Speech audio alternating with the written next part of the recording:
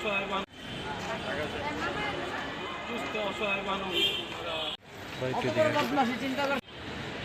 আসি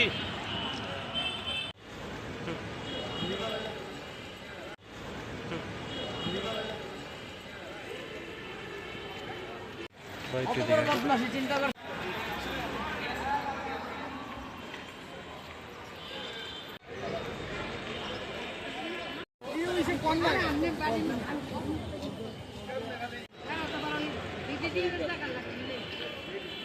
শাহজালাল বাদল এবং সাজুদা বালাপার আমাদের বসতভিটা ভেঙে আমাদের বাড়ির উপর দিয়ে 111 নং দাগের রাস্তা করার জন্য আমাদের বাড়ি ভেঙে 112 নং দাগের থেকে রাস্তা নিয়ে গেছে। জোরপূর্বকভাবে আমাদের অস্ত্রের মুখে জিম্মি করে তারা সিটি কর্পোরেশনের ড্রেন করে।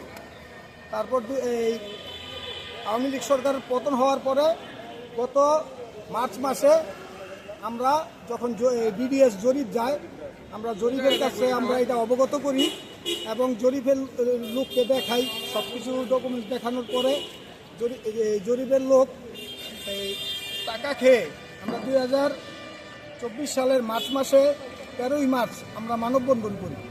তারপরও তারা কোনো কাজ হয় নাই। তারা টাকা খেয়ে আমাদের বসতভিটার জমির উপর দিয়ে রাস্তার নকশা করে নিয়েছে।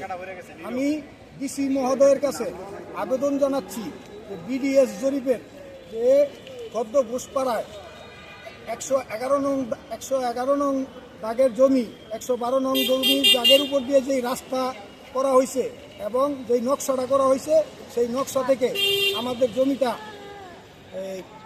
কর্তন করা হোক। আমাদের জমির উপর দিয়ে যেত কোনো রাস্তা না থাকে, এই আবেদন আমরা ডিসি মহোদয়ের কাছে আবেদন জানাচ্ছি। আমরা গরিব মানুষ, আমরা অসহায় মানুষ। আমাদের কাছ থেকে বিডিডিএল নামক একটা কোম্পানি জোরপূর্বক আমাদের জমি দখল করে নিছে। এখন আমাদের জমির উপর দিয়ে রাস্তা করে নিছে।